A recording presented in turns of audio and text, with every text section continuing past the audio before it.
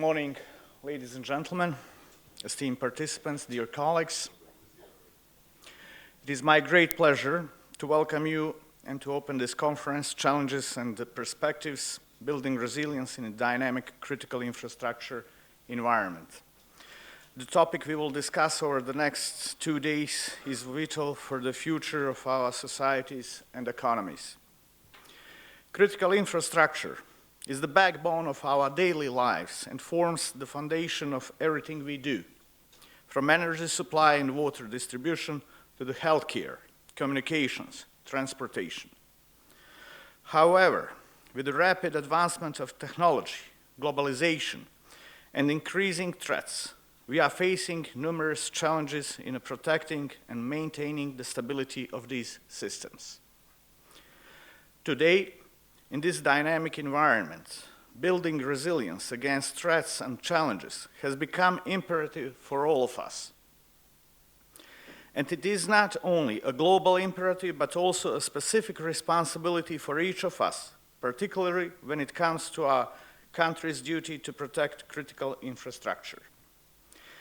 In this context, as a member of the North Atlantic Alliance, Montenegro plays a key role in implementing the policies and principles developed by NATO to enhance the resilience of its member states. NATO, through its policies and strategies, emphasizes that the protection of the critical infrastructure and the strengthening of resilience against all types of threats is the responsibility of every ally. Given the increasing challenges posed by cyber attacks, natural disasters, and the technical failures, NATO encouraged member states to develop their capacities for the prevention, protection, and response to threats targeting critical systems. Therefore, as a NATO member country, Montenegro is obliged to continuously work on enhancing the security of its key infrastructure, as well as contributing to the collective resilience of the alliance. However, beyond the obligations arising from NATO membership, Montenegro, as a future member of the European Union, faces additional requirements concerning critical infrastructure protection. The EU has very clear regulations and the guidelines related to the security and resilience of critical infrastructure, such as a directive on the identification and the designation of European critical infrastructure and the Directive of Security of Network and Information Systems, NIS directive. For Montenegro as a country in the process of EU accession, these regulations represent an obligation to align with the EU standards in the field of critical infrastructure protection.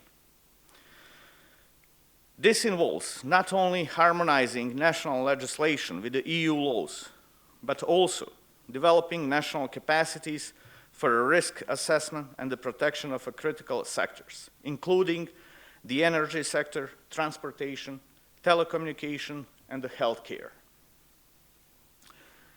As a future EU member, Montenegro must implement mechanisms for identifying and managing risks, develop strategies for protection against cyber attacks, and strengthen coordination between the public and the private sector to ensure the resilience of its key infrastructures.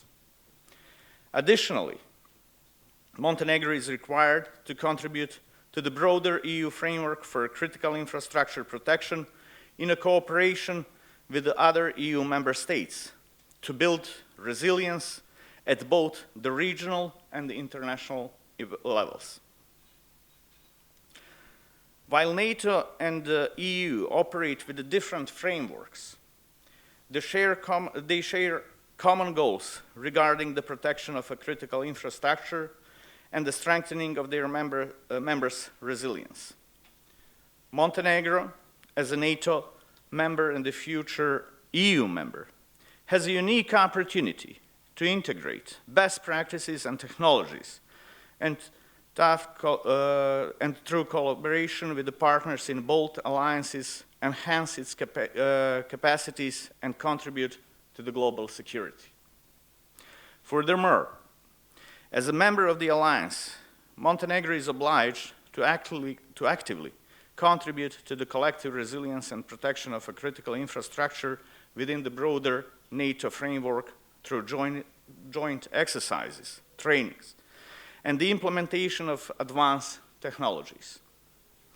Our cooperation in these processes not only strengthens our national security, but also contributes to the security of the region, the entire alliance, and the EU. In the conclusion, the key questions arise. Does Montenegro currently have an adequate action strategy for the protection of the critical infrastructure? Have the necessary mechanisms and capacities for its protection been developed? And most importantly, do our political leaders fully understand the significance of this issue and its long-term implications for national security and stability? Ladies and gentlemen, these are the questions we must answer as soon as possible, because without an adequate strategy, resources, and the political will, our resilience to emerging threats could be seriously compromised. Today and tomorrow at this conference, we have the opportunity to examine and contribute to the answers to these questions, because only through joint efforts we can ensure that Montenegro is prepared for all challenges and support our state institutions in building the resilience necessary for the future. And I don't know, is there a political will at the state level? But I know that there is a strong political will within the Atlantic Council. And therefore, yesterday, we decided, together with our partners from Belgrade, with the esteemed professor and colleague, Professor Kekovic, to establish one more center within the Atlantic Council, Center for Building Critical Infrastructure Resilience.